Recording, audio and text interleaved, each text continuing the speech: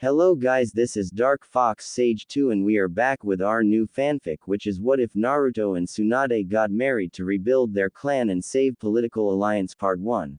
And if you enjoy this fanfic, then please press the like button and please subscribe to the channel. It motivates me to upload more fanfic like these for you all.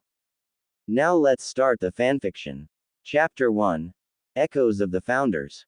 The heavy oak doors of the Hokage's office were thick enough to muffle the sounds of the rebuilding village outside, but they did nothing to insulate the room from the suffocating tension within. Tsunade stood behind her desk, or rather, what was left of it. A jagged, splintered crater marred the center of the hardwood, courtesy of her right fist. Dust was still settling in the air. "You are out of your minds," Tsunade said, her voice dropping to a dangerous, lethal whisper. She glared at the two village elders sitting impassively across from her. Homura adjusted his glasses, completely unfazed by the display of legendary strength.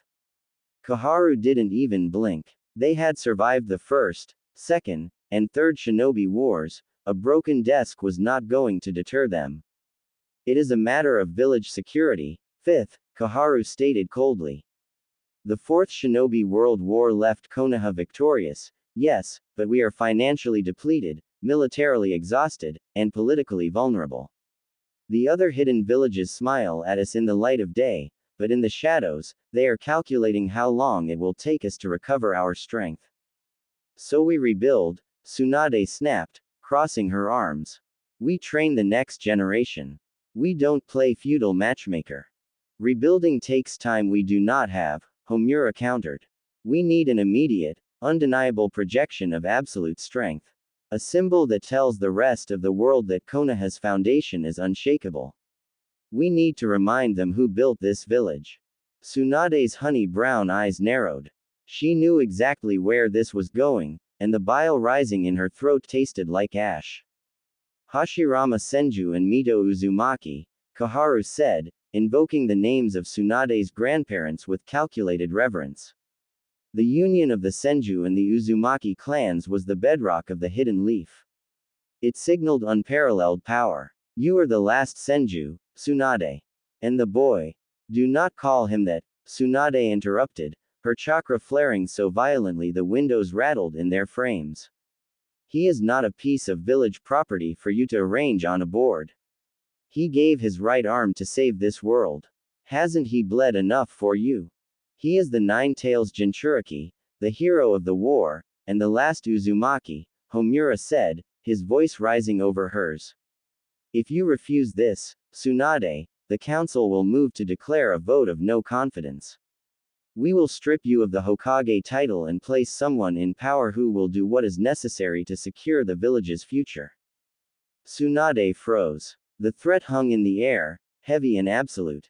If they ousted her, they would put a hardliner in power. They would weaponize Naruto all over again. She gritted her teeth, preparing to throw them both through the wall, consequences be damned. The office door clicked open. The silence that followed was absolute. Naruto Uzumaki stepped into the room. He was 19 now, taller, his shoulders broadened by years of combat and carrying the weight of the world. He wore the standard Jonin uniform, his prosthetic right arm wrapped in bandages. The loud, hyperactive kid in the bright orange jumpsuit was gone, replaced by a seasoned shinobi who moved with a quiet, heavy presence. He had been standing outside. He had heard everything. Tsunade's heart dropped. "Naruto, leave. This is council business." Naruto didn't look at her. His blue eyes, usually so warm, were fixed on the elders with a chilling intensity. He walked slowly past Tsunade and stood directly in front of the elders. "A vote of no confidence," Naruto repeated, his voice low and even. "You'd tear the village apart from the inside out just to get your way." "It is for the village's survival, Naruto," Koharu said, though she shifted slightly in her chair under the young man's gaze. "Fine," Naruto said. Tsunade blinked, the anger draining out of her, replaced by pure shock. "What did you just say?" Naruto finally turned to look at her. The exhaustion in his eyes mirrored her own, but beneath it was an unyielding, stubborn resolve she recognized instantly. It was the same look he gave before taking on a tailed beast. I said fine, Naruto repeated, turning back to the elders. I'll marry her. We'll give you your symbol. We'll unify the clans. But in exchange, the council steps back. No vote of no confidence. No interfering with the Fifth's policies on village reconstruction. You want us to be the ultimate weapon for Konoha's image. Then you let Tsunade run this village the way she sees fit. Or I walk out of these gates right now, and you can see how strong Konoha looks without its Jinchuriki. Homura and Kaharu exchanged a long, silent look. The boy was calling their bluff, and he had the power to back it up. Agreed, Homura finally said, standing up. The arrangements will be made quietly at first. You will move into the Senju compound by the end of the week. The public announcement will follow next month. The elders left the room, the heavy doors shutting behind them with a definitive thud. Silence descended on the ruined office. Tsunade stared at Naruto, her chest heaving. For a moment, she couldn't find the words. When she finally spoke, her voice cracked. Are you an idiot? She demanded, stepping around the broken desk. Do you have any idea what you just signed away? Your life, Naruto. You could have married anyone. Hinata, Sakura, any girl in this village would have. I don't want anyone else taking the fall for this village's politics, Naruto interrupted gently. He looked down at her. He was taller than her now, a fact that still caught her off guard. I'm not letting them take the hat from you, Grandma Tsunade, he said softly, using the old nickname, though the childish inflection was entirely gone. You're the best Hokage we've got. If doing this keeps you in power and keeps the village stable, it's a small price. Tsunade looked into his eyes and saw no hesitation, no regret. Only a fierce, protective loyalty that made her throat tighten. He wasn't the little boy she had to protect anymore. He was protecting her. It's a marriage, Naruto, she whispered, the reality of the elders, demand settling over them. It's not just a mission. Naruto offered a small, tired smile. We've survived worse, haven't we? We'll figure it out. 3 days later, Naruto stood in the courtyard of the massive, ancient Senju compound, holding a single duffel bag. The wooden ingawa wrapped around a perfectly manicured Zen garden, a stark contrast to his cluttered, noisy apartment. Tsunade stood on the porch, wearing a simple green kimono, her blonde hair falling loose around her shoulders without its usual twin tails. Without the Hokage robes, without the chaotic energy of the office, the air between them suddenly felt different. Heavy. They were the last of their bloodlines. The strongest shinobi in the village. And as of this morning, by decree of the Konoha Council, they were husband and wife. Tsunade took a deep breath, the evening wind catching the edges of her sleeves. Well, she said, her voice softer than he was used to. Come inside. Chapter 2. The weight of the wood. The Senju compound was impossibly quiet. For a guy who had spent his entire life in a cramped, drafty apartment above a bustling street, the sheer scale of the estate was overwhelming. The hallways were lined with polished dark wood that seemed to absorb the sound of his footsteps. The air smelled faintly of cedar, incense, and old paper. It felt less like a home and more like a museum dedicated to ghosts. Tsunade walked ahead of him, her steps measured. The east wing is mostly sealed off, she explained, her voice echoing slightly in the corridor. It hasn't been properly maintained since my grandfather's time. We'll stay in the main house. The elders will likely have Anbu keep an eye on the perimeter to ensure we're actually cohabitating, so it's best we stay in the primary quarters. Naruto adjusted the strap of his duffel bag. Makes sense. She stopped in front of a pair of sliding shoji doors. This is your room. She slid the door open, revealing a spacious bedroom. The tatami mats were pristine, the futon was already rolled out, and a small writing desk sat near a window overlooking the koi pond in the inner courtyard. It was austere, elegant, and entirely too big for the meager belongings packed in his single bag. My room is right next door, Tsunade added, gesturing to the adjacent sliding door down the hall.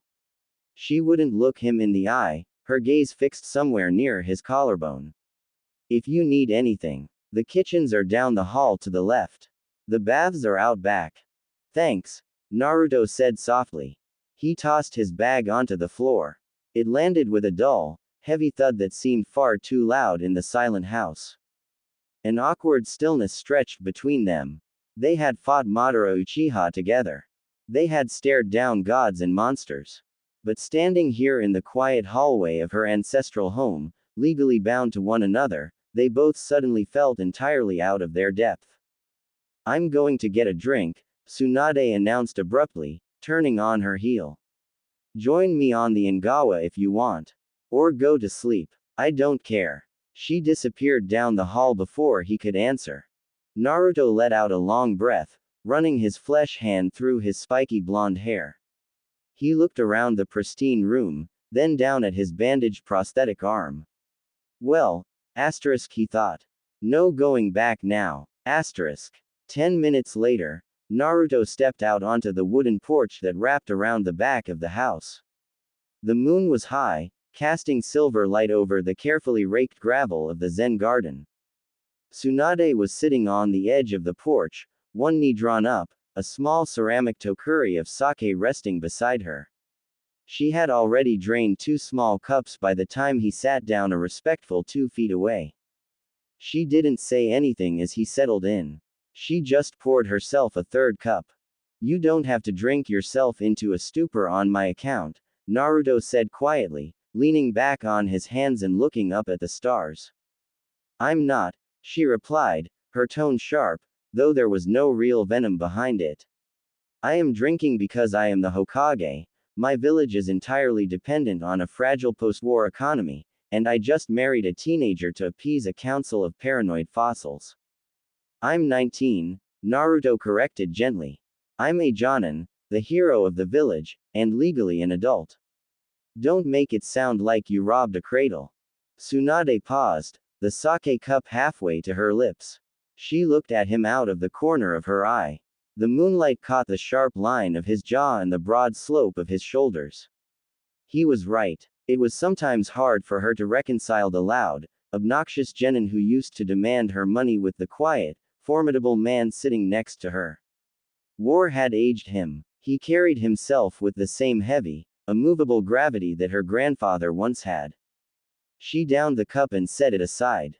Naruto, we need to lay down some ground rules.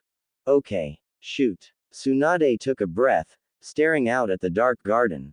This arrangement is purely political. I know that, and you know that. I am not going to hold you hostage to a piece of paper. You are young. You have your whole life ahead of you. If you find someone, she stumbled slightly over the words, forcing herself to push through. If you find a girl you actually want to be with, I won't stop you. Naruto turned his head to look at her, his brow furrowing. As long as you are discreet, Tsunade continued, her voice taking on the sterile, authoritative tone of the Hokage giving a mission briefing. As long as you do not embarrass the Senju name or the village in public, you can do whatever you want in your private time. When things stabilize in a few years, we can claim irreconcilable differences and quietly annul the union. I will ensure the council doesn't target you. Silence hung in the cool night air. The only sound was the distant clack of a bamboo water fountain in the garden. Naruto stared at her for a long time. Then, very slowly, he reached over, picked up the ceramic tokuri, and poured the remaining sake directly into the grass. Tsunade's eyes widened in outrage. Hey, that was premium. I didn't marry you to play house, Tsunade, Naruto interrupted. His voice was completely devoid of its usual warmth. It was hard, authoritative, and it made her snap her mouth shut. He leaned forward, resting his elbows on his knees, his blue eyes locking onto hers. Do you think the other villages are stupid? Do you think the council is stupid? If I'm sneaking out of this compound at night to see someone else, people will find out. The rumors will spread. The unshakable foundation, the elders wanted will look like a joke. We will look weak. Tsunade opened her mouth to argue, but he cut her off. More than that, Naruto continued, his voice softening just a fraction, I don't do things halfway. I don't break my promises. I stood in your office and I made a vow to protect you and to protect your position. I meant it. Naruto, you are asking for a life of complete misery, she whispered, the fight draining out of her. You are chaining yourself to a woman twice your age out of duty. You deserve to be in love. I deserve a village that is safe, he countered firmly. And right now, this is how I keep it safe. I'm not looking for an out, Tsunade. I'm looking to make this work. We are going to be partners. Real partners. We share the burden, we share the house, and we share the front we put up for the village. He reached out and gently tapped 2 fingers against her forehead, right over her purple diamond seal. The familiar, affectionate gesture, one she had done to him so many times, made her breath catch. You don't have to carry everything by yourself anymore, he said quietly. Let me help you. Tsunade looked at him, really looked at him, and felt something in her chest crack open. For decades, she had been the one to endure. She had lost Nawaki. She had lost Dan. She had lost Jiraiya. She had armored her heart in gambling, alcohol, and the heavy robes of the Hokage. She was used to being the shield for everyone else. No one, not in a very long time, had offered to be a shield for her. She reached up and grabbed his wrist. Not pushing him away, just holding onto him. His skin was warm. His pulse was steady. You're a stubborn idiot, Uzumaki, she murmured, her voice thick with unshed emotion. Naruto smiled, and for a brief second, the old, sunny warmth broke through his serious demeanor. Yeah, but I'm your stubborn idiot now. Deal with it. Tsunade let out a watery huff of laughter and finally let go of his wrist. Fine. But if we're doing this your way, you're helping me with the budgeting paperwork tomorrow. As my partner. Naruto groaned, leaning his head back against the wooden pillar. I should have taken the annulment. Tsunade smiled, a genuine, small smile that reached her eyes for the first time in weeks. As they sat together in the quiet dark of the Senju compound, the space between them felt just a little bit smaller. Chapter 3. The First Front. The smell of burnt rice was what finally pulled Tsunade from her sleep. She groaned, throwing her arm over her eyes to block the morning light filtering through the shoji screens. For a blissful, groggy second, she thought she was alone. Then the memory of the council meeting, the ultimatum, and the quiet conversation on the porch crashed over her. She was married to Naruto Uzumaki, and he was apparently destroying her kitchen. Tsunade threw off her covers, dragged a haori over her shoulders, and marched down the hallway. When she slid the kitchen door open, she paused. Naruto was standing in front of the ancient, cast iron stove, wearing a simple pair of black training pants and a white t-shirt. His prosthetic arm was unwrapped, the pale, smooth artificial skin a stark contrast to his tanned, scarred shoulder. He was vigorously scraping the bottom of a pan, looking thoroughly defeated. I thought Uzumakis were supposed to be good at survival, Tsunade drawled, leaning against the doorframe. Naruto jumped, nearly dropping the wooden spatula. He looked over his shoulder, a sheepish, incredibly boyish grin breaking through his serious facade. Ramen requires boiling water, Grandma Tsunade. This stove requires a degree in fire jutsu. I think I made a brick. You used too much heat. The Senju stoves are built to retain it. She walked over, gently bumping her hip against his to nudge him out of the way. She peered into the pan. It was indeed a solid, blackened disk of rice. She sighed, but there was no real annoyance in it. Move over. If you poison the village hero, the council will have my head. I was trying to make breakfast, Naruto muttered, scratching the back of his neck as he watched her expertly salvage what was left of the pantry. I know, she said softly. She cracked 2 eggs into a bowl, her movements precise. But I've been feeding myself for 50 years, Naruto. You don't have to wait on me. Partners, remember, he said, leaning against the counter. He crossed his arms, watching her work. That means I cook sometimes. Even if it's terrible. Next time, I'll stick to fish. They ate in relative silence at the low dining table. It wasn't the heavy, suffocating silence of the night before, but rather a cautious, exploratory quiet. They were two people used to living alone, suddenly forced to navigate another person's gravity. An hour later, they were walking toward the Hokage Tower. This was the first phase of the Elders' plan, public visibility.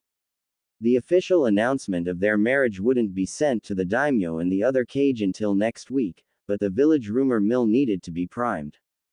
Just act natural, Tsunade muttered under her breath as they approached the bustling market district. I am acting natural, Naruto replied smoothly, his hands tucked into his pockets. You're the one walking like you're heading to an execution. Tsunade shot him a glare, but she consciously relaxed her shoulders. As they stepped into the crowded street, the shift in the atmosphere was immediate. Heads turned. Conversations halted mid-sentence, replaced by furious whispering. The fifth Hokage and the hero of the leaf walking side by side wasn't unusual. What was unusual was the complete lack of professional distance. Naruto was walking a half step behind her right shoulder, the traditional, protective guard position, but his body language was entirely relaxed, familiar, and possessive in a quiet, undeniable way. A merchant dropped a crate of apples. The loud clatter made Tsunade flinch internally, but she kept her face set in its usual imperious mask. Naruto, without breaking stride, shifted slightly closer to her. He didn't reach for her hand, that would be too forced, too performative for too hardened shinobi. Instead, he simply let the back of his hand brush against hers as they walked, a fleeting, grounding point of contact. I'm right here, the touch said. Let them stare. Tsunade exhaled slowly, her chest loosening. She tilted her head up, her posture straightening, suddenly projecting the full, terrifying majesty of the legendary Sannin. Beside her, Naruto matched her energy perfectly. When they reached the Hokage Tower, Shizune was waiting in the hallway outside the office, her arms overflowing with scrolls. Taunton was trotting anxiously at her heels. Lady Tsunade. Thank goodness, the Cage's office sent another missive regarding the trade routes, and the Anbu commander needs your. Shizune stopped dead in her tracks, her eyes darting between Tsunade and Naruto. Shizune, of course, already knew.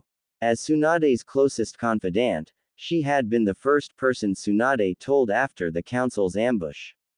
Shizune had cried, raged, and offered to assassinate the elders herself, but ultimately, she knew they were trapped. Morning, Shizune, Naruto said cheerfully, stepping forward and smoothly lifting half the scrolls out of her arms. I've got these. Trade routes, right, I'll organize them by region before we bring them in. Shizune blinked, her jaw going slack. Naruto. But. You hate paperwork.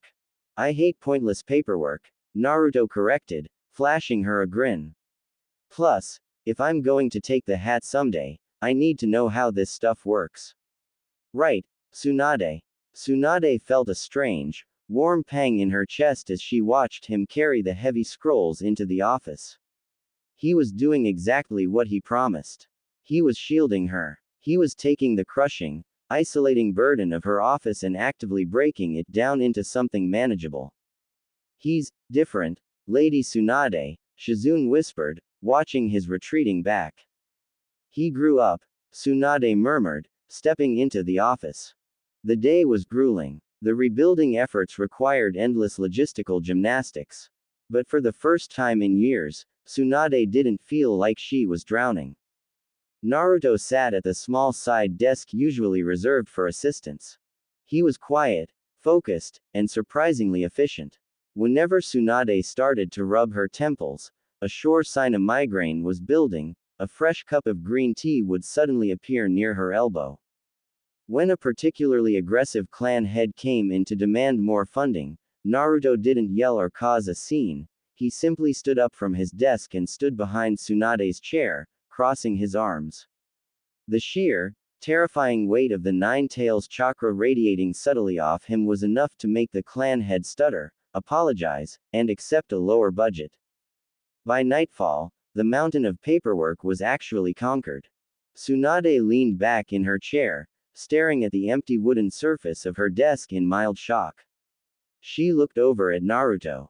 He was asleep, his head resting on his crossed arms on the side desk, a stray ink brush still clutched in his flesh hand.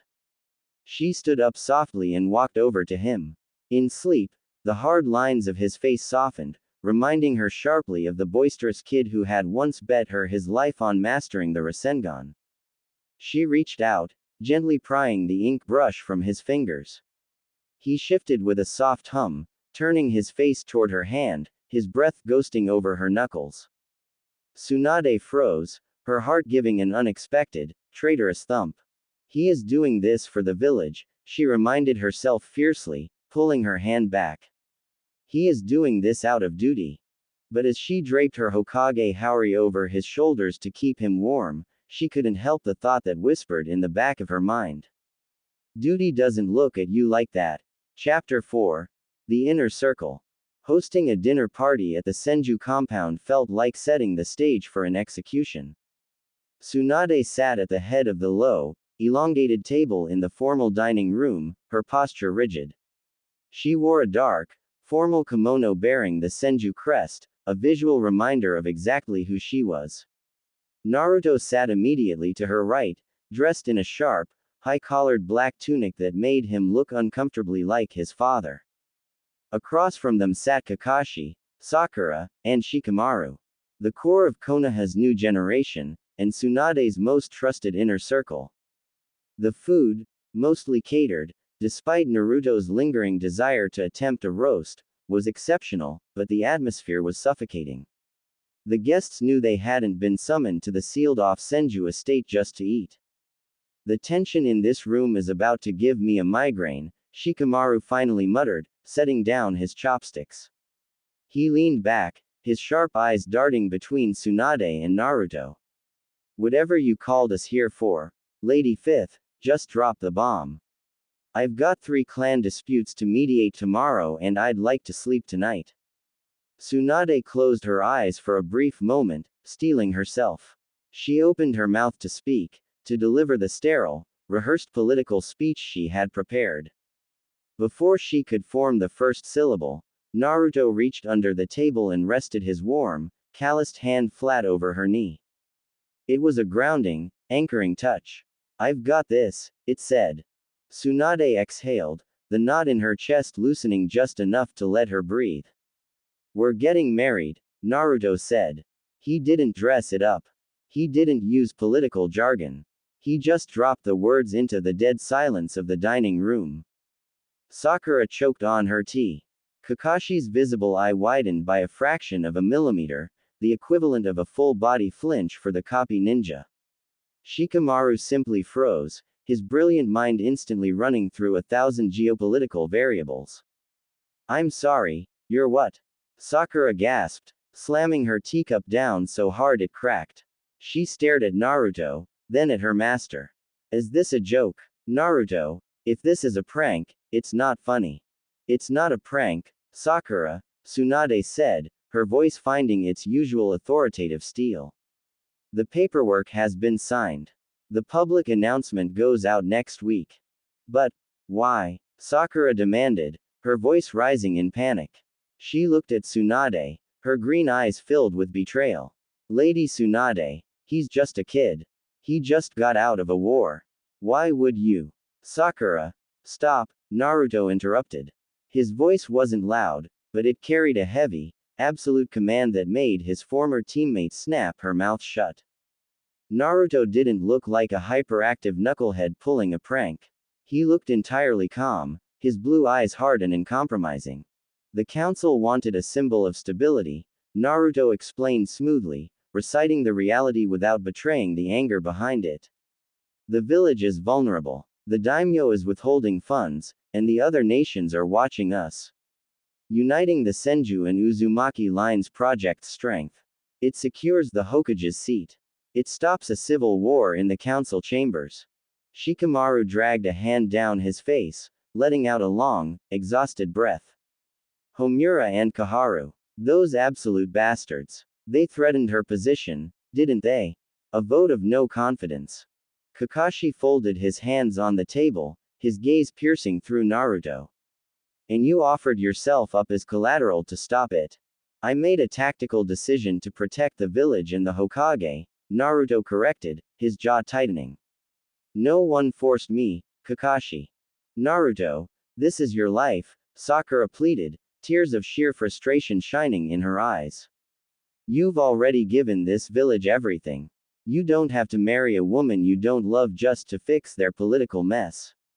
We can fight the council. We can. We can do nothing. Tsunade snapped, her own guilt flaring into anger. She hated seeing Sakura upset, and she hated knowing Sakura was right. The village cannot survive an internal coup right now, Sakura. We are doing what is necessary. Sakura stood up, her fists trembling. It's wrong. You're using him.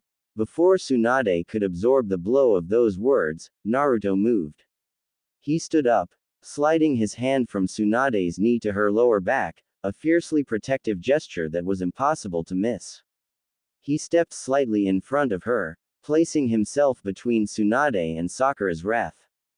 Sakura, I am going to say this once, Naruto said, his tone turning dangerously soft.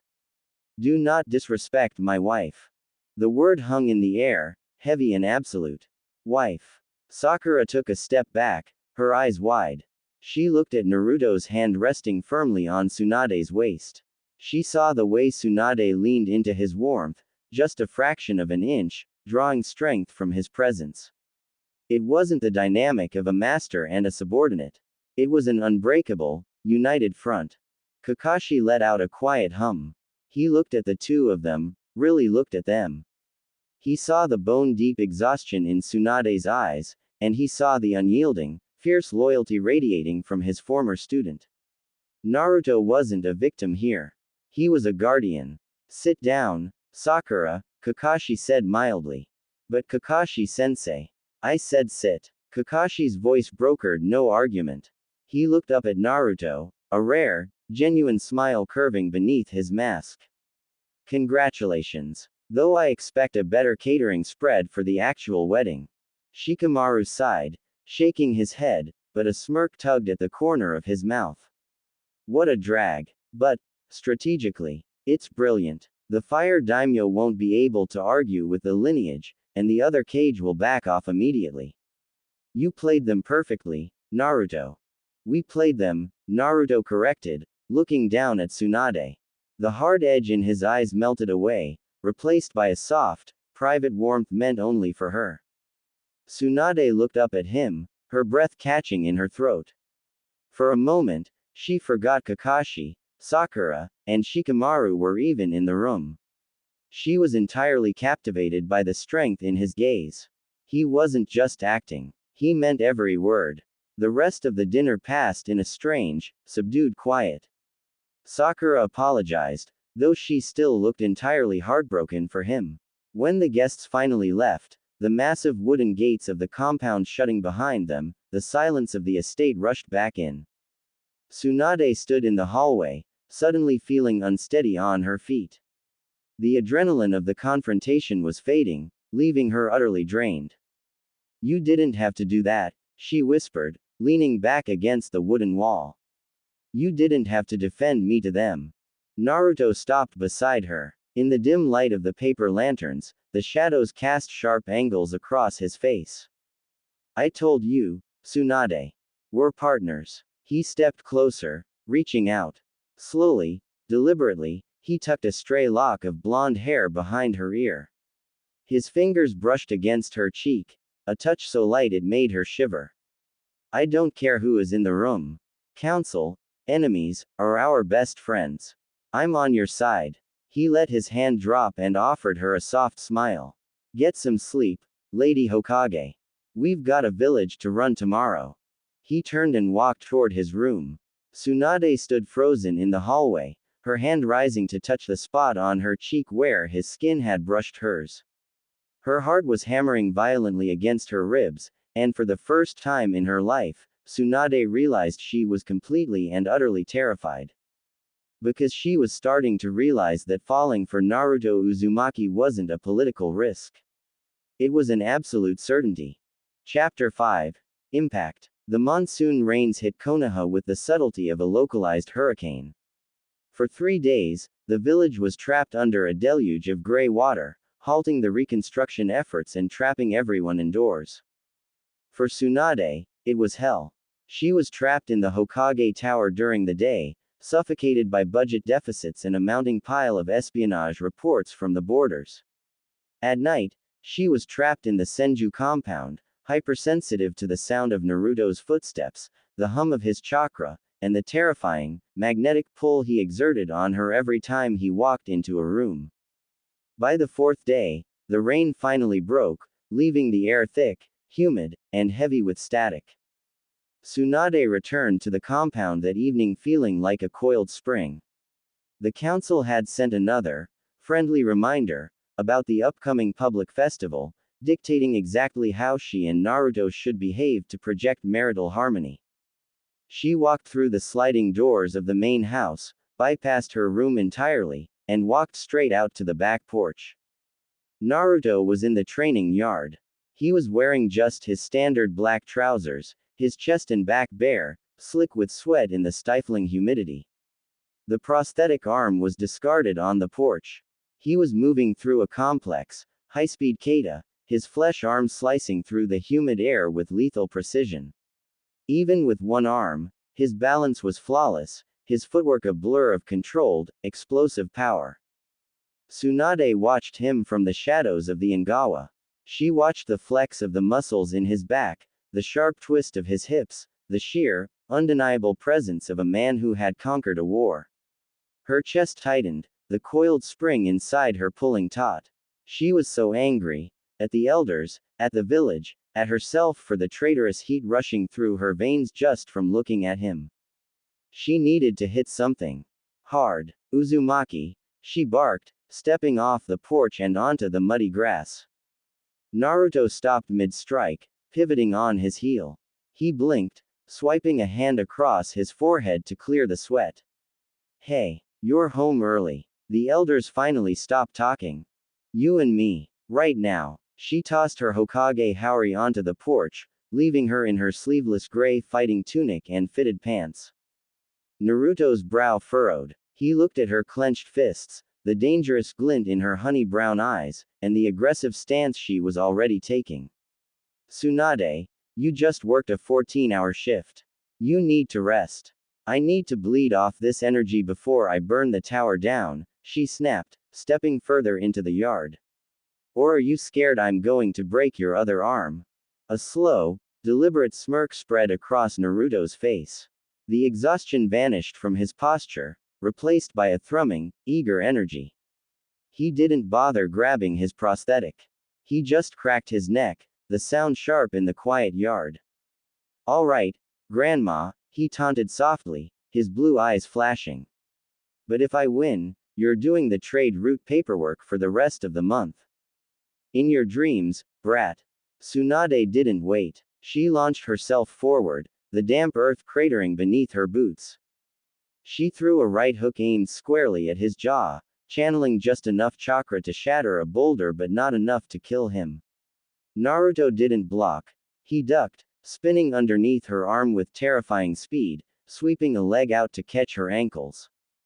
Tsunade vaulted over the sweep, driving her heel down in an axe kick. Naruto threw himself backward, and her heel hit the ground. The impact sent a shockwave through the yard, violently rupturing the earth and throwing chunks of mud and grass into the air. Missed, Naruto teased, landing lightly on his feet 10 yards away. Shut up and fight. They clashed in the center of the ruined lawn. It wasn't a spar of technique, it was a brawl of raw, unadulterated power. Tsunade fought with fury, channeling every ounce of her frustration with the council, the village, and her own complicated heart into her fists. Naruto met her blow for blow. He didn't use the Nine Tails chakra. He didn't use clones. He just used his own speed, his instincts, and a defensive guard that was infuriatingly perfect. He absorbed the shock of her strikes, redirecting her momentum, fighting with a fluid grace that forced her to push harder. They moved in a blur, the sound of their collisions ringing out like thunderclaps in the humid air. Tsunade threw a rapid combination, jab, cross, sweeping kick. Naruto deflected the punches, but the kick caught him in the ribs. He grunted, sliding backward through the mud, but instantly pushed off his back foot, launching himself at her. He moved too fast. Before she could reset her stance, he was inside her guard.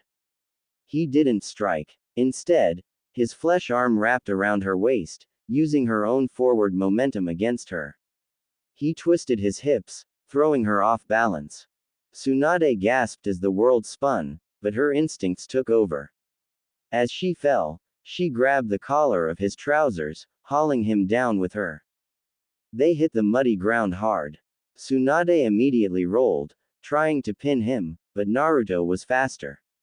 He shifted his weight, using his knee to trap her legs, and slammed his only hand down onto the mud right beside her head, effectively caging her beneath him. They both froze, chest heaving, gasping for air. The silence of the courtyard rushed back in, broken only by their ragged breathing. Tsunade looked up. Naruto was hovering inches above her. Drops of sweat fell from his blonde hair, landing on her collarbone. His chest, bare and burning with heat, was pressed flush against hers. She could feel the wild, erratic thud of his heart hammering against her own. The adrenaline of the fight evaporated instantly, replaced by a completely different, far more dangerous kind of heat.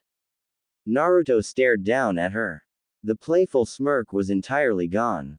His blue eyes were dark, dilated, and fixed on her mouth. His thumb twitched against the mud beside her ear. "Yield," he whispered, his voice rough and breathless. "Never," she breathed back, though there was no fight left in her voice.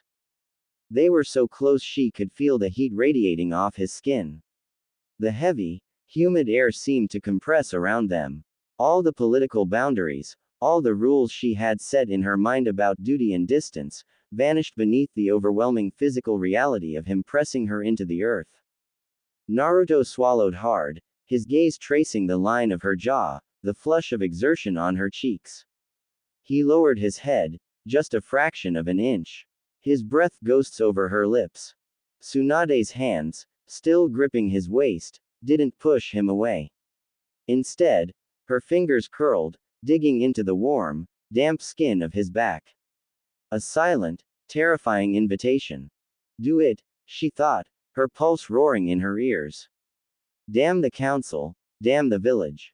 Kiss me." Naruto's eyes fluttered shut. He leaned in, the tension between them snapping like a broken bowstring. "Lord 7th. Lady 5th. The panicked voice of an Anbu operative echoed from the roof of the main house. Naruto wrenched himself backward as if he'd been burned, rolling off Tsunade and springing to his feet in one fluid motion. Tsunade sat up slowly, her heart plummeting into her stomach, a dizzying mix of relief and intense, burning disappointment washing over her. An Anbu wearing a bear mask dropped into the courtyard, pointedly ignoring the cratered lawn and the fact that the village's two strongest shinobi were covered in mud. "Report," Tsunade barked, her voice harsher than intended as she stood up, brushing dirt from her tunic to hide the tremble in her hands. "Apologies for the intrusion, Lady Hokage," the operative said, bowing deeply. "But we have a situation at the Western Gate. A splinter faction of rogue shinobi from the land of Earth just attacked a supply caravan. They're demanding an audience." Tsunade's eyes hardened, the mantle of the Hokage slamming back into place. The moment in the mud was gone, buried under the immediate threat to her village. "Summon Shikamaru and a squad of Jonin to the gate immediately," she ordered. "I'll be there in 5 minutes." "Understood." The Anbu vanished in a swirl of leaves. Tsunade turned to Naruto. He was already walking toward the porch, grabbing his prosthetic arm and his black cloak. His expression was completely closed off, the fierce, unguarded heat in his eyes replaced by cold, professional focus. Naruto, she started, the words catching in her throat. She didn't even know what she wanted to say. I'm sorry. Come back. Don't look at me like that. He paused, glancing back over his shoulder. The moonlight caught the sharp angle of his jaw. We'll finish the spar later, Tsunade, he said softly, his voice betraying absolutely nothing. Duty calls. He disappeared in a flash of yellow light, leaving her alone in the ruined courtyard, her skin still burning where he had touched her. Chapter 6. The Line in the Sand. The western gates of Konoha were bathed in the harsh, flickering light of emergency torches. The scent of ozone and wet earth hung heavily in the air, masking the metallic tang of blood. When Tsunade arrived, the situation was already a powder keg. A merchant caravan lay in splinters, its cargo scattered across the mud. Standing over the wreckage were a dozen rogue shinobi wearing the chopped headbands of the hidden stone. They were heavily armed, radiating the kind of desperate, arrogant confidence that only came from underestimating an opponent. Konoha's gate guards had them surrounded, but they were vastly outnumbered and visibly nervous.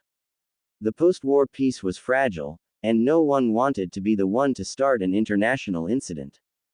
Tsunade stepped into the clearing, the crowd of leaf shinobi parting instantly for her. I don't remember authorizing a demolition at my gates, Tsunade said, her voice cutting through the tense silence like a scalpel. She didn't shout, but the sheer weight of her presence made several of the rogues take a step back.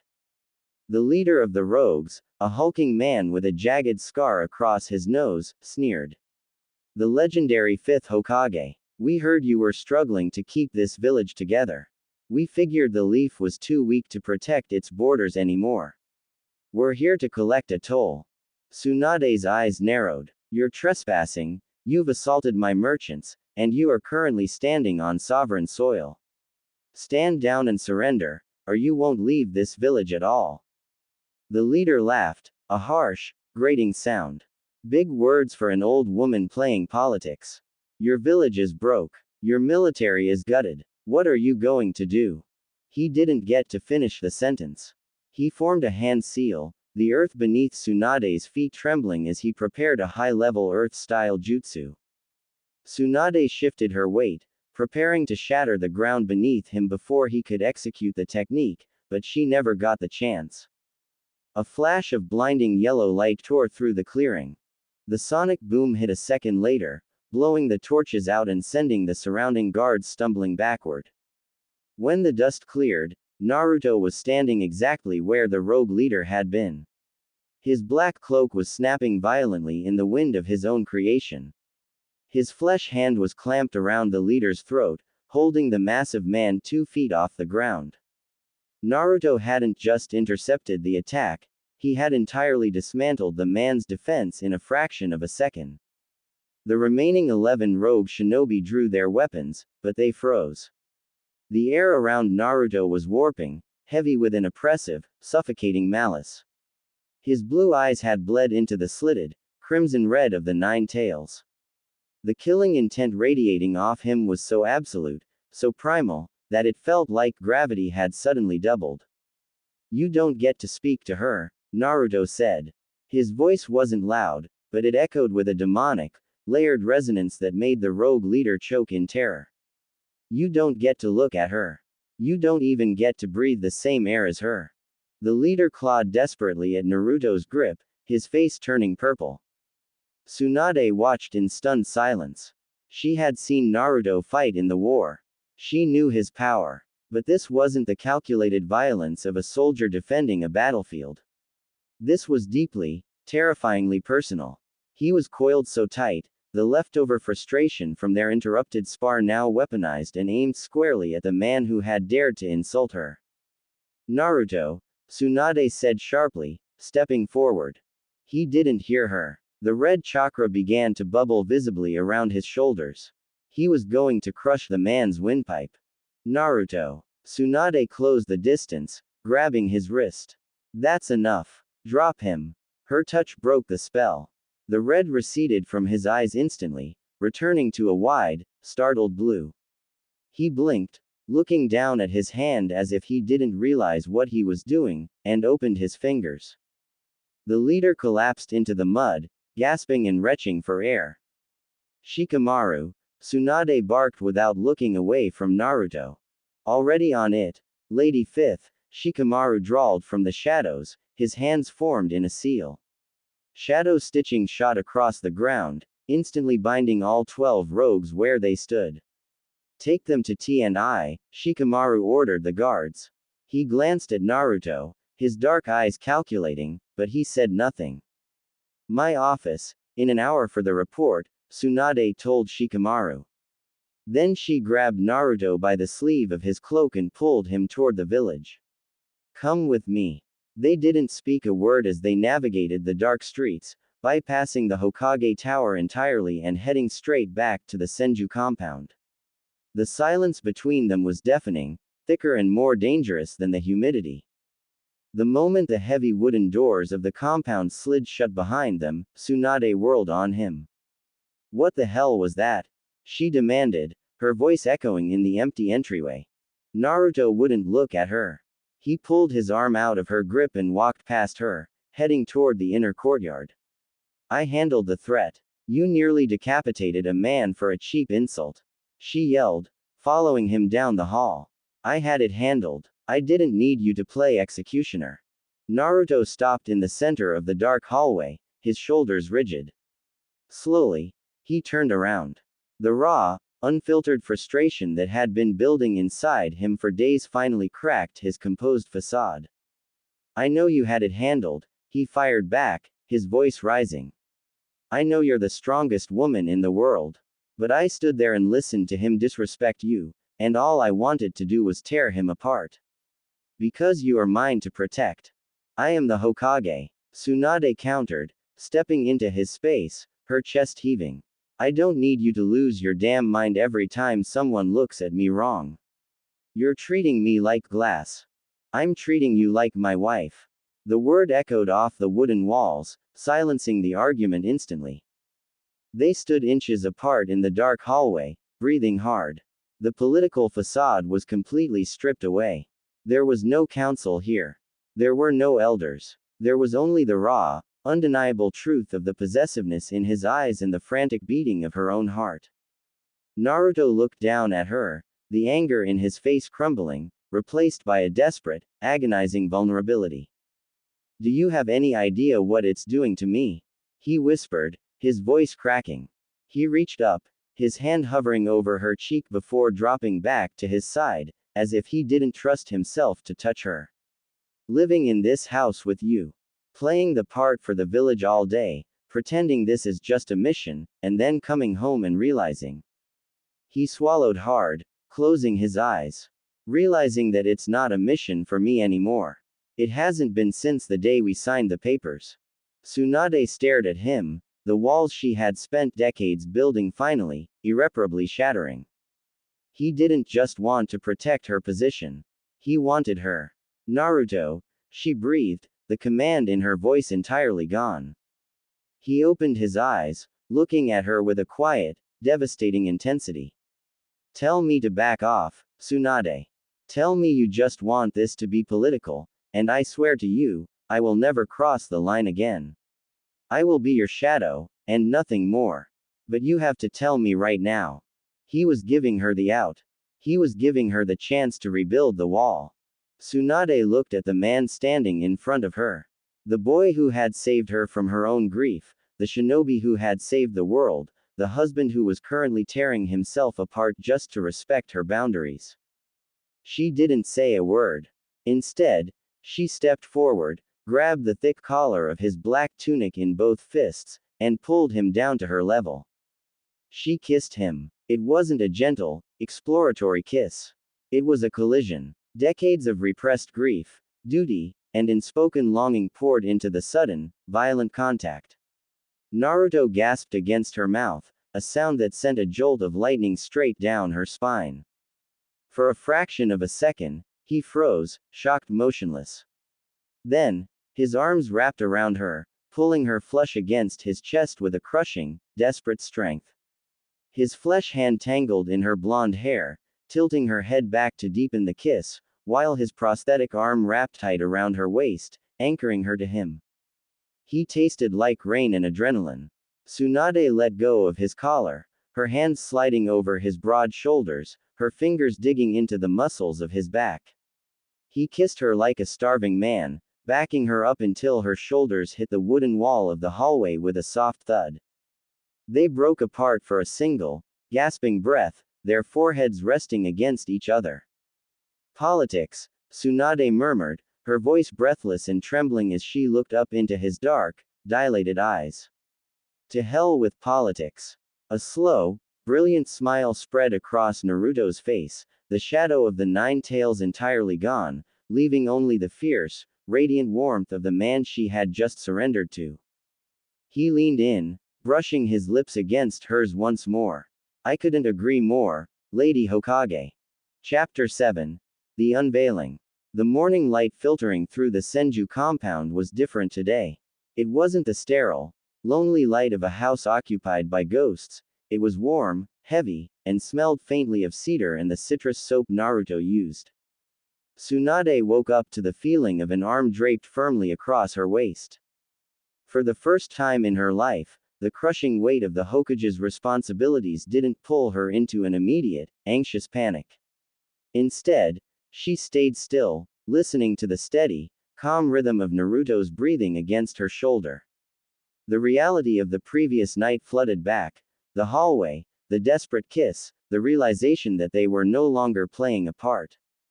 She turned in his arms, careful not to wake him. He looked younger in sleep, the constant, alert tension he carried as a protector finally smoothed away. She reached out, her fingers hovering inches from his face, before finally tracing the 3 whisker marks on his cheek. He stirred, his eyelids fluttering. When he opened them, the blue was clear and focused. He didn't pull away. He didn't look at her with the professional distance of a subordinate. He looked at her with the possessive, quiet intensity of a man who had finally claimed what he had been fighting for. "Morning," he murmured, his voice rough with sleep. "Morning," she replied, her own voice softer than she'd ever let it be in public. He didn't make a move to get up. He just pulled her closer, burying his face in the crook of her neck. "I don't have to be at the academy for another 3 hours, he whispered against her skin. "Stay here. Just for a little while." Tsunade let out a breath she felt she'd been holding since the day she became Hokage. She curled her fingers into his hair and nodded. 2 hours later, the contrast between their private sanctuary and the political theater of the village was jarring. They walked toward the Hokage tower together. They weren't performing. They weren't holding hands to satisfy a gossip-hungry council. They were just, together. The way Naruto walked, slightly closer, his hand periodically brushing her back in a casual, grounding touch, told the entire village exactly what had changed.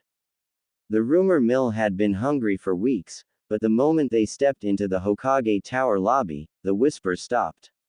The air seemed to charge with static. Even the Anbu guards, trained to be invisible and emotionless, seemed to stand a little straighter, their eyes darting between the Hokage and the hero of the leaf. They weren't acting like a power couple anymore. They were acting like a team that had finished its war and was now finally starting its life. They reached the office, and Shizune was already there, holding a stack of invitations for the upcoming village festival.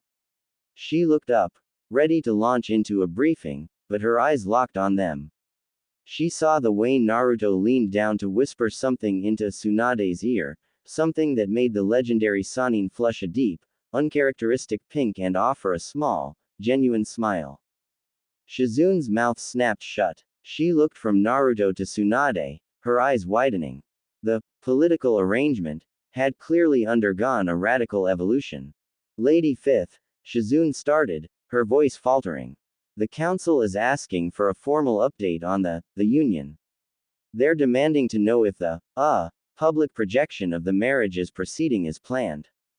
Tsunade sat down behind her desk, still radiating a strange, luminous calm that Shizune had never seen before. She looked at Naruto, who was leaning against the window frame, watching her with a look of quiet, unwavering support. Tell the council, Tsunade said, her voice steady and amused, that the project is exceeding all expectations. Tell them they will get the performance of a lifetime at the festival. Naruto grinned, a slow, predatory expression that made Shizune blush and turned toward the door. I'll tell them, Shizune stammered, backing out of the room. When the door clicked shut, Naruto moved. He walked around the desk, his presence filling the small space. He didn't go back to his assistant's desk. He leaned over the Hokage's chair, his hands resting on the armrests, effectively trapping her in the center of her own authority. Performance of a lifetime, he teased, his breath ghosting over her ear. Tsunade spun her chair around to face him, the regal mask of the Hokage slipping into something much more personal. She reached up, grabbing the collar of his shirt and pulling him down for a kiss that was unapologetic and entirely devoid of political strategy. When they broke apart, Naruto was breathless, his eyes dark with an hunger that made her pulse race. The festival is in 2 days, he reminded her, his voice low. The whole village is going to be watching. The council, the cage delegates, the daimyo's advisors. They want to see a symbol. Tsunade smiled, a wicked, beautiful spark in her eyes that reminded everyone why she was the strongest woman in the ninja world. We'll give them a symbol, Naruto, she whispered. We'll show them exactly what happens when the Senju and the Uzumaki don't just unite on paper, but unite in reality. He leaned in, his forehead resting against hers. I think they're going to be terrified. Good, Tsunade breathed. Let them be. They turned back to the window, watching the village of Konoha bustle below. They had navigated the war, the politics, and the trap of the elders. Now, they were going to redefine the future of the hidden leaf on their own terms. And as Naruto's hand found hers, resting firmly on the polished wood of the Hokage's desk, they both knew that no one would ever question their union again. Chapter 8. The Center of the Storm. The night of the Konoha festival arrived with a crisp, cool breeze that carried the scent of roasting skewers, sweet dango, and the electric energy of thousands of people. Lanterns in the shape of the village crest illuminated the main thoroughfare, and the sound of music and laughter echoed off the high walls of the Hokage Tower. For the council, this was the night of judgment. They had set the stage for a performance of domestic stability, hoping to see a stiff, awkward pair that they could continue to manipulate from the shadows. They were waiting at the VIP dais overlooking the central plaza, Homura and Kaharu watching the crowd with hawk-like intensity. They expected to see the arranged couple arrive at separate times, perhaps even maintaining a professional distance that would fuel further rumors.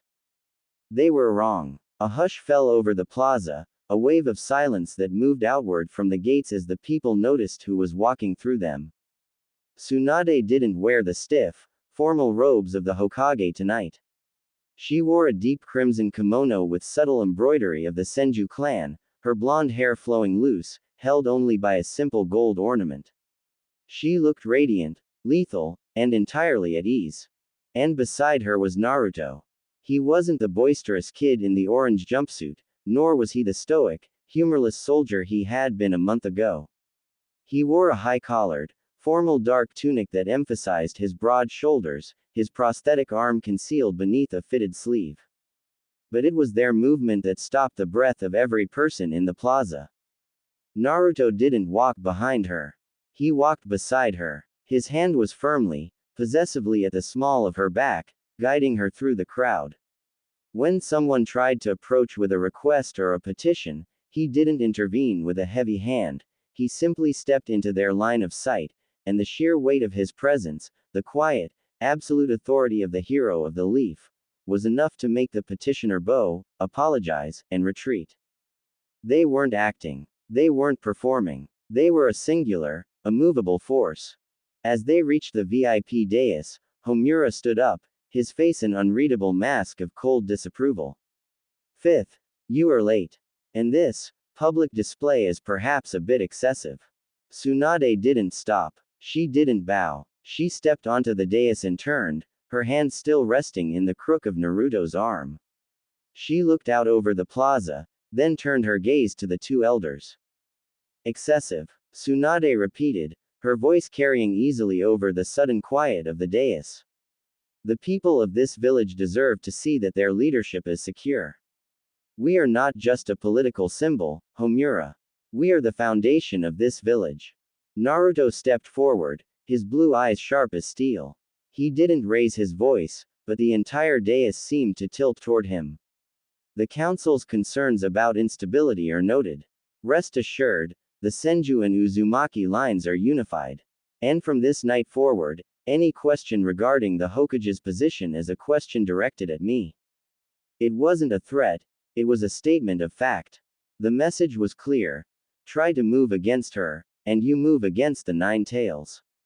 Asterisk. The color drained from Kaharu's face. She looked at the two of them, at the genuine, fierce warmth in the way Naruto touched Tsunade's hand, and the way Tsunade leaned into his strength without a second thought. They weren't being manipulated. They had taken control of the narrative, the power, and the future. Tsunade felt a surge of triumph that made her heart race. She squeezed Naruto's hand, feeling the calluses of his palm against hers. Enjoy the festival, Tsunade told the elders, her voice dripping with a calm, dangerous grace. She turned away from them, leaving the council stunned in their own trap. She walked with Naruto to the railing of the dais, looking out over the village. The lanterns reflected in the koi pond below, casting long, dancing shadows across the garden. We terrified them, Naruto whispered, a low, hummed vibration against her ear. Good, she replied, resting her head on his shoulder, uncaring of the dozens of eyes watching from below. They were never going to stop until they were afraid. What happens now? He asked. Tsunade looked at the village, the reconstruction they were building together, the people they protected, and the man who had changed everything. Now, she said, pulling him closer as the first fireworks of the night began to bloom in the sky, we stop living for the village, and we start living for us. The politics can wait until tomorrow. Naruto smiled, and for the first time in his life, he didn't care about the heroics, the destiny, or the shadow of the past. He just cared about the woman standing next to him, and the long, quiet future they were going to carve out of the stone of the leaf.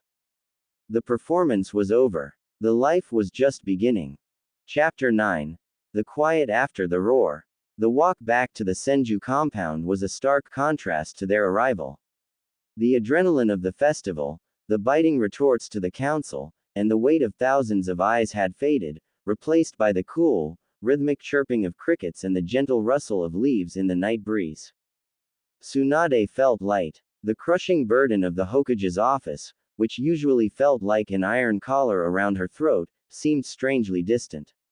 She walked with her hands still linked with Naruto's, their fingers laced together in a grip that felt entirely natural, like it had been that way for years. They passed through the massive wooden gates, and the noise of the village was instantly swallowed by the stillness of the estate. You were incredible tonight, Naruto said, his voice breaking the silence. He didn't sound like the hero addressing the masses, he sounded like a man speaking to his partner. Tsunade stopped in the middle of the courtyard, letting go of his hand only to turn and face him.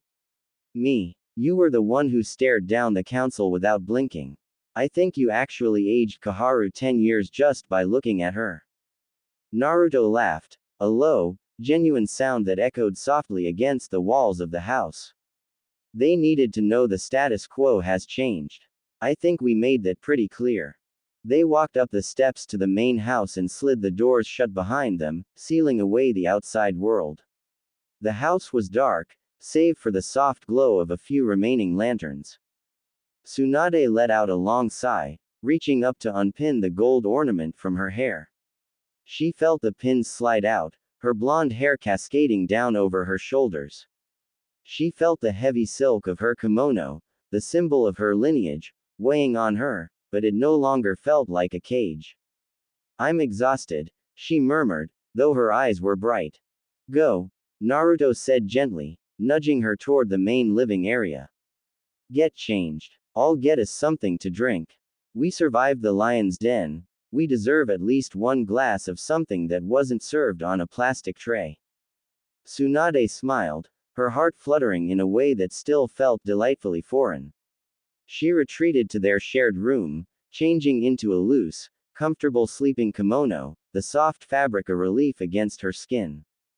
When she returned to the sitting area, Naruto was there, 2 glasses of aged sake waiting on the low table. He had changed out of his formal tunic into a simple, comfortable shirt, looking more like the man she had sparred with in the mud than the political powerhouse who had stood on the dais. They sat on the floor, the low table between them, but the distance felt trivial. Tsunade took a sip of the sake, letting the warmth spread through her. So, the council is silent. The village is buzzing. We've effectively rewritten our own fate. Naruto looked at her, his expression serious. Does that scare you? A little, she admitted, setting her cup down. She leaned forward, resting her chin on her hand. For years, I've defined myself by my loss. By Nawaki, by Dan, by Jiraiya. I thought I was meant to walk alone, that being the Hokage meant cutting myself off from this. She gestured between them. From happiness. Naruto reached across the table, covering her hand with his. His skin was warm, his thumb brushing over her knuckles in a slow, hypnotic rhythm. You're not alone, Tsunade, he said, his voice soft but resonant with absolute conviction. You haven't been for a long time. You just didn't want to see it. I see it now, she whispered. She looked at him, really looked at him. He was the chaotic spark that had brought her back to life, the stubborn boy who had refused to let her wallow in her own despair, and now, the man who stood as her equal. The arrangement had been a trap, a political maneuver meant to keep them both under control, but somehow, they had turned the tables and created something real. This, Naruto said, his eyes searching hers, this isn't just about the village anymore. You know that, right? I know, she replied. I don't want an annulment in a few years, he continued, his voice dropping lower. I don't want to just be your partner in the office. I want everything. I want the quiet mornings, and the fights, and the long, boring years of rebuilding. I want you, Tsunade. Not the Hokage. Just you. Tsunade felt a tear prick her eye, but she didn't look away. She squeezed his hand. You're an idiot, Naruto Uzumaki, she said, her voice thick with emotion. You're asking to sign up for a lifetime of dealing with my temper, my gambling habits, and my insistence that you eat your vegetables. Naruto grinned, that familiar, brilliant smile that could light up the darkest of nights. I've faced Kagaya, Madara, and a dozen cage-level threats. I think I can handle your temper. He stood up, rounding the table to sit beside her. He didn't rush. He didn't demand. He simply sat close, their shoulders brushing. Tsunade leaned into him, resting her head on his shoulder. The weight of the world, the treaties, the rogue ninjas, the council schemes, felt a million miles away. We have a lot of work to do, she murmured, closing her eyes. We have plenty of time, Naruto replied, pulling her closer and kissing the top of her head. Outside, the last of the fireworks faded, leaving the sky dark and silent. In the heart of the Senju compound, for the first time in their lives, 2 of the strongest shinobi in history found exactly what they hadn't realized they were searching for, a place to belong. Chapter 10. The Road to Lightning. The journey to the Land of Lightning was a grueling trek through mountain passes and dense, mist-heavy forests. Usually, a diplomatic mission would involve a squadron of Anbu and a full logistical detail, but the political climate demanded discretion. Tsunade and Naruto traveled light, keeping their status as the Hokage and her consort discreet, blending in with the common travelers on the trade routes. For the first time in their lives, the hierarchy of the leaf, the office, the desk, the protocol, was left behind. Here, on the dusty roads between nations, they were just 2 people. It was jarring, and exhilarating. They stopped at a remote, weathered inn nestled in the foothills of the northern range 3 days into the trip. It was a rustic place, built from cedar planks and smelling of wood smoke and damp earth. One room left, the innkeeper had grunted, sliding a single key across the counter. It's a double futon. Take it or sleep in the stable. Naruto hadn't hesitated. He'd slapped the coin down on the counter before Tsunade could even open her mouth to protest. Now, standing in the small, sparsely furnished room, the air felt thick with a different kind of tension than they had felt in the halls of the Hokage Tower. The room was tiny, the futon laid out in the center of the floor, the paper walls offering very little soundproofing from the rest of the inn. Tsunade set her bag down, feeling a wave of uncharacteristic shyness wash over her. She pulled a silk robe from her bag and retreated to the small washroom to change, her heart thumping a steady, erratic rhythm against her ribs. When she stepped back into the main room, Naruto was already sitting on the edge of the futon, his shirt off, revealing the broad, scarred expanse of his back in the dim, lantern-lit room. He was checking his supplies, his movements precise and calm. He looked up as she entered. His eyes traced her silhouette, the way the silk clung to her frame, the loose tumble of her blonde hair. The air in the room suddenly felt very thin. You know, Naruto said, his voice dropping into that low, dangerous register that always made her knees weak.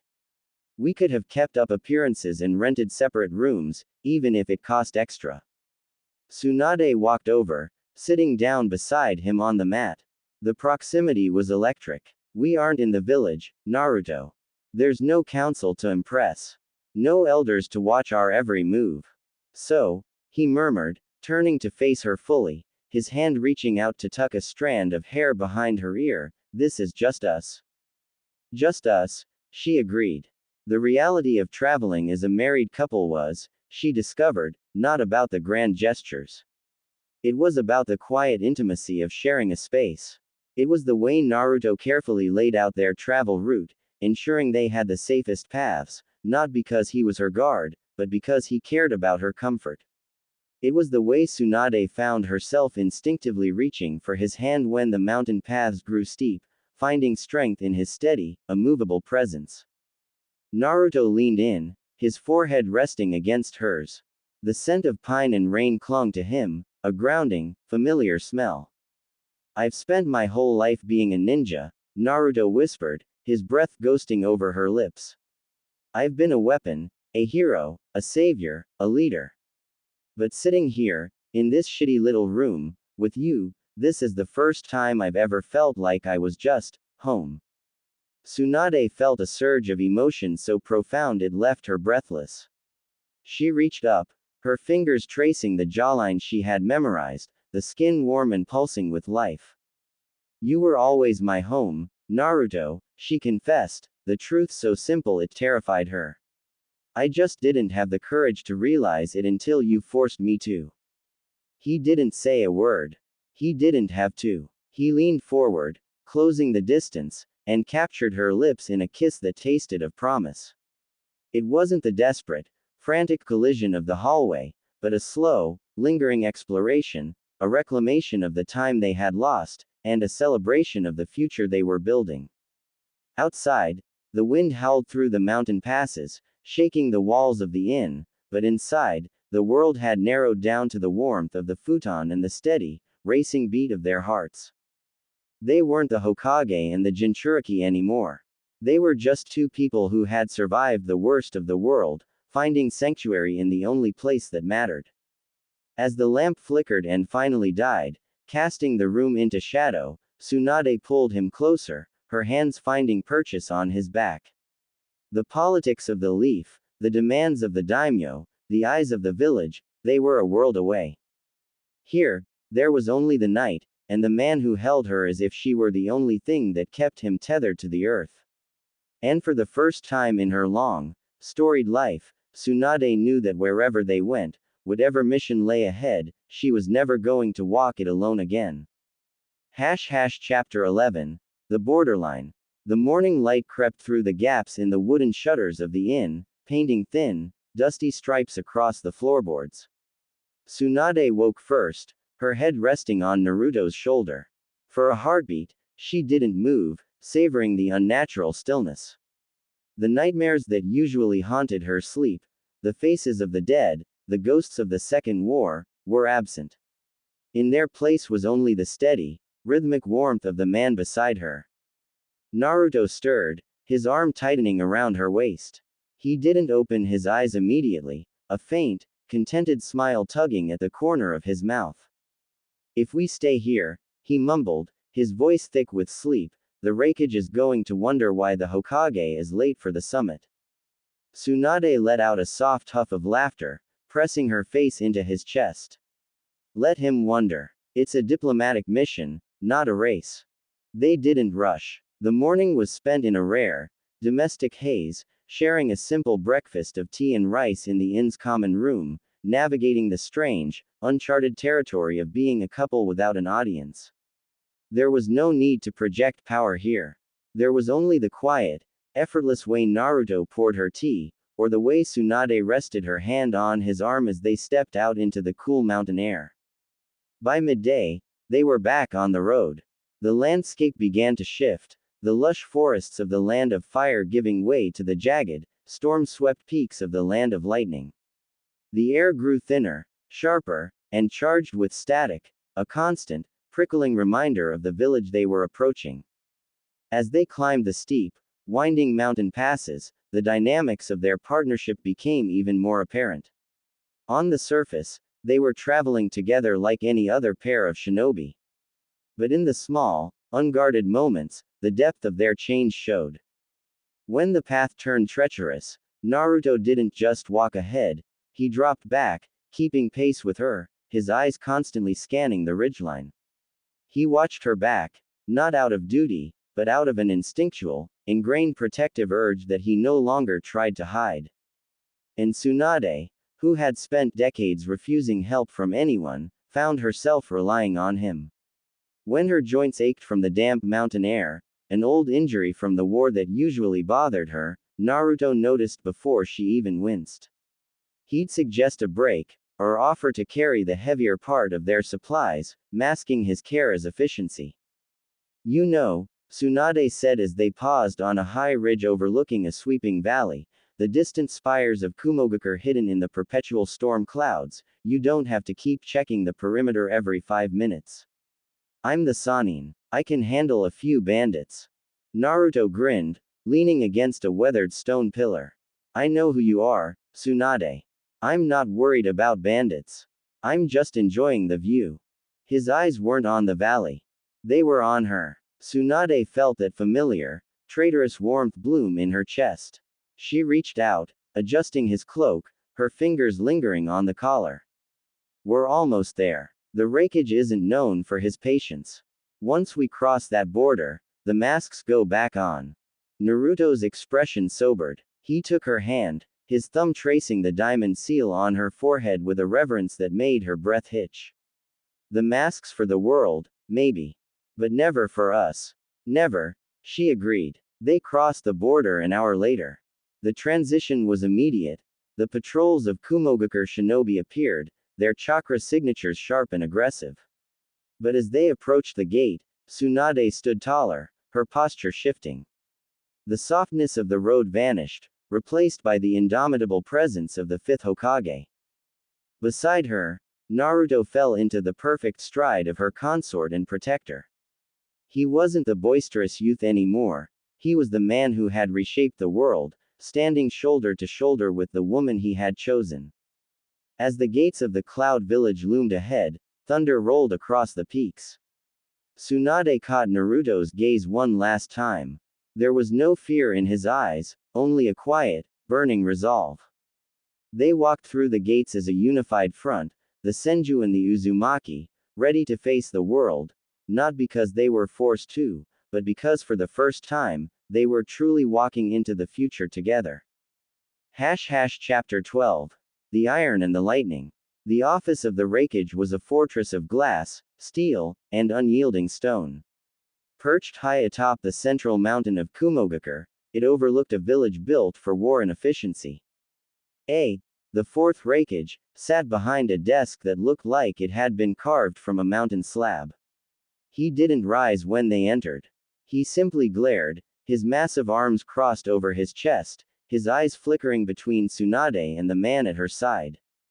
The leaf sends its Hokage and its hero, rumbled, his voice like grinding tectonic plates. And by the reports, it sends them as a wedded pair. Tsunade walked to the center of the room, her footsteps echoing on the hard floor. She didn't offer a pleasantry. She didn't offer a bow. She simply stopped, her hands folded in front of her, her expression unreadable. Naruto stood a half step behind her, his posture relaxed but his presence filling the corners of the room. Politics are rarely a private matter in our world, Raikage, Tsunade said, her voice cool and steady. But Konoha's internal business is our own. We are here to discuss the trade agreements regarding the northern border, not to debate the validity of my personal life. I leaned forward, the desk creaking under the pressure of his elbows. A personal life that directly affects the stability of the 5 nations. Konoha has always been a village of secrets, but this union between the last of the Senju and the Jinchuriki of the 9 Tails. It changes the calculus of power. It makes the leaf a single, terrifying monolith. He narrowed his eyes at Naruto. They say you're the one who pulls the strings now, boy. Naruto didn't flinch. He didn't even stiffen. He simply took a half step forward, perfectly aligning himself with Tsunade's shoulder. I don't pull strings, Naruto replied, his voice calm, polite, and absolutely lethal. I support my wife. And I protect my village. If that changes the calculus of power for the cloud, maybe the cloud should focus on its own stability instead of ours. A's eyebrows shot up. For a long, dangerous silence, the air in the room crackled with static. Then, a slow, grudging grin spread across the Raikage's face. He slammed a fist onto his desk, causing the pens and papers to jump. Ha, at least you've got a backbone, Uzumaki. I expected a puppet. Seems the leaf has produced something else entirely. A stood up, his massive frame dwarfing the room. Very well. The trade routes. Let's talk numbers. The negotiation that followed was brutal, fast, and intensely focused. But it was different from any other summit Tsunade had attended. When a point of contention arose, she didn't have to glance back to see if she had support. She felt Naruto's presence, a steady, anchoring force that allowed her to push harder, take more risks, and command the room with the absolute confidence of a woman who knew she was protected. When they finally walked out of the office 3 hours later, having secured favorable terms for Konoha, the tension in Tsunade's shoulders finally vanished. They walked through the corridors of the Raikage's fortress, flanked by 2 Cloud Anbu guards. Once they cleared the heavy main doors and stepped out into the cool, mountain evening air, Tsunade let out a sharp, exhaling laugh. That went better than expected, she murmured. You were brilliant in there, Naruto said, his voice dropping to a low, intimate hum. The way you handled the maritime clause. He didn't stand a chance. Tsunade stopped and turned to him. The streetlights of Kumogakure were flickering on, casting long shadows across the stone path. I couldn't have done it without you standing behind me. You shifted the dynamic the moment you spoke. He respects power, Naruto, and he saw it in us. Naruto stepped into her space, his hand coming up to cup her cheek. He didn't care about the guards watching from the gates, nor the distant sounds of the village. He only cared about the warmth radiating from her. We make a good team, Hokage, he whispered, his eyes dark and searching. The best, she replied. As they walked toward the guest quarters provided by the cloud, they weren't just 2 diplomats on a mission. They were a force of nature. And as they walked, hand in hand, through the heart of a rival village, Tsunade realized that for the first time in her life, she wasn't just defending her home, she was actively building one. Chapter 13. The Valley of Shadows. The descent from Kumogakure was even steeper than the ascent. The path narrowed, winding through a jagged, fog-choked valley known as the Valley of Shadows, a place where the wind whistled through the crags like a dying breath. Tsunade and Naruto walked in comfortable silence, their strides synchronized. The success of the summit had left a quiet, lingering satisfaction in the air between them. They were 3 miles from the border when the first vibration hit the soles of their boots. Tsunade stopped dead. Her hand shot out, grabbing Naruto's sleeve. "Stop," she whispered. The air didn't change, but the birdsong in the valley had ceased entirely. Naruto didn't ask questions. He didn't look around with nervous energy. He simply shifted into a defensive stance, his senses flared. "Earth style," he murmured, sensing the shift in the chakra density below them. "Multiple signatures. They've been waiting for us." "They're after the trade agreement," Tsunade replied, her eyes narrowing. She didn't look worried. She looked annoyed. "And they picked the worst possible day to try." Before the sentence was finished, the ground beneath their feet erupted. A dozen figures clad in dark, nondescript gear rose from the soil, their hands already locked in seals. A barrage of Earth-style projectiles, jagged stone spears, screamed toward them from both cliff faces. Tsunade moved before the spears had even cleared the rock. She slammed her hands into the mountain path, flooding the ground with a massive, localized shockwave of chakra. The earth buckled, the stone spears shattering against the sudden upheaval of the foundation, turning the projectiles into harmless dust. "Left side," she barked. "Got it." Naruto was already moving. He didn't need to look to see where she was pointing. He vanished in a blur of speed, appearing in the middle of the first group of assassins. He didn't waste chakra on massive techniques. He moved with surgical efficiency, a series of quick, brutal strikes that neutralized the attackers before they could draw their kunai. He moved like water, reacting to an attack from his blind spot without turning around, his hand snaking back to catch an assassin's wrist and twisting it with a sickening snap. Tsunade, meanwhile, was a storm of raw power. She plowed through the group on the right, her fists glowing with medical-enhanced strength. Every time she struck, the stone wall behind her enemies crumbled. She wasn't just fighting, she was dismantling their defensive formation. They didn't need to speak. They had spent years fighting on battlefields, but this was different. They were operating as two halves of a single, devastating whole. When an assassin lunged at Tsunade's back, Naruto was there, his elbow catching the attacker in the throat, driving him into the ground. When Naruto was pinned down by a flurry of suppressing fire, Tsunade leapt over him, her landing shattering the rock beneath her and sending a wave of debris into the enemy's face, blinding them long enough for Naruto to clear the gap. It was a dance of absolute trust. She knew he would cover her blind spot, he knew she would break the lines. The leader of the group, a tall, scarred shinobi with a specialized lightning-imbued blade, realized his numbers were failing. He ignored Naruto and made a desperate, high-speed dash for Tsunade, aiming to exploit the brief opening Naruto left while engaging the others. He didn't make it 2 steps. As the leader lunged, Tsunade didn't dodge. She stepped into the strike, her hand intercepting his wrist with a grip of iron. "You're predictable," she said, her voice dripping with lethal cold. She twisted. The blade flew from his hand, embedding itself in the cliff face. Before he could react, she pivoted, driving her palm into his chest with enough force to send him flying backward, right into the path of a spiraling, golden sphere of chakra.